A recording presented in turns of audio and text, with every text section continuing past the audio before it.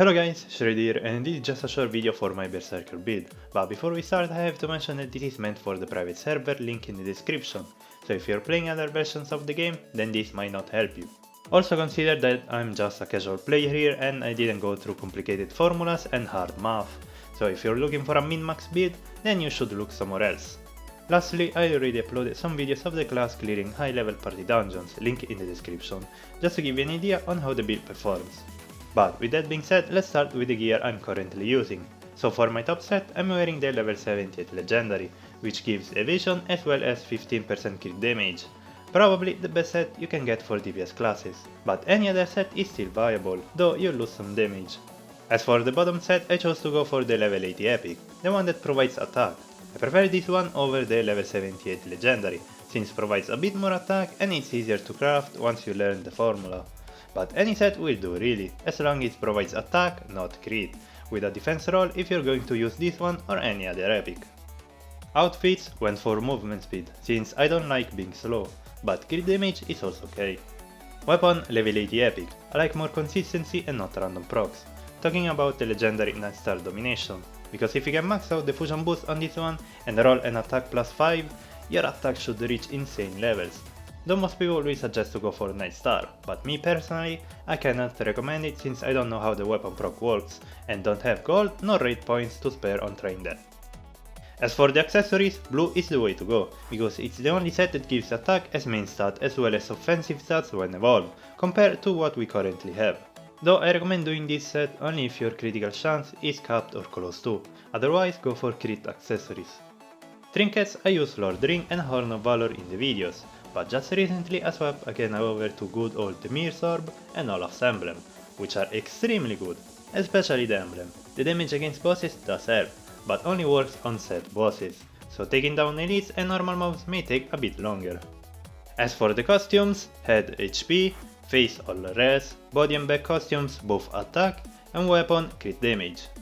For the cards, attack if possible, with crit damage against boss for the head, damage against boss or melee damage for the back and weapon. Face and body are not really important as long as they have attack, but if you can stick in damage reduction from bosses, that will help. As for the enchantment cards on gear, you should look for tier 4 or 5.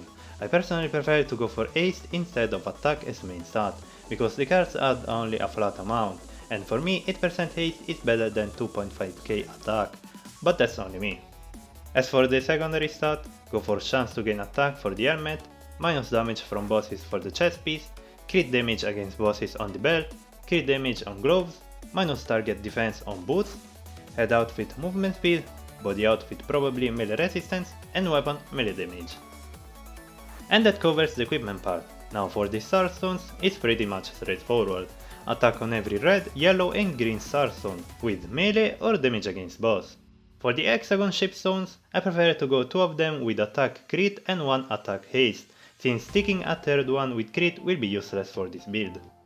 Blue ones instead I chose to go for evasion, since there's really nowhere else to get it. Plus these purple stones are pretty overpowered if you want cheap evasion, since they can roll a flat 6 or 7% evasion chance, which is pretty insane.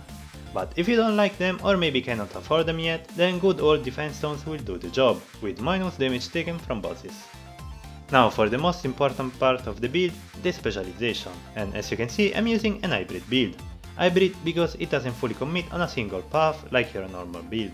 Reason is that I don't find the Masteries at the top good enough to spend points on, especially with the ones before them, Berserker Roar and Fortitude Shout.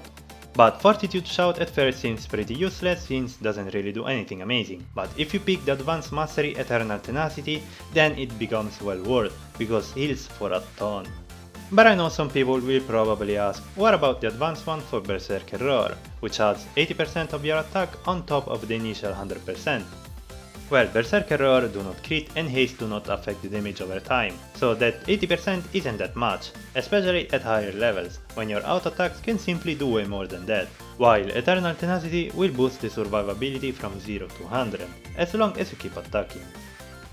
Other than that, I don't think there's something else to say about the specialization, since it's pretty self-explanatory. But I want to know that the build is finished at level 68, after that you can spend points wherever you want. And last but not least, Senshi team. Me personally, I prefer to go for Natasha and Claire as main, for the heals and movement speed. And whatever attack and crit senshi is available, at the time was Ivor for me, though this setup is mainly for solo play.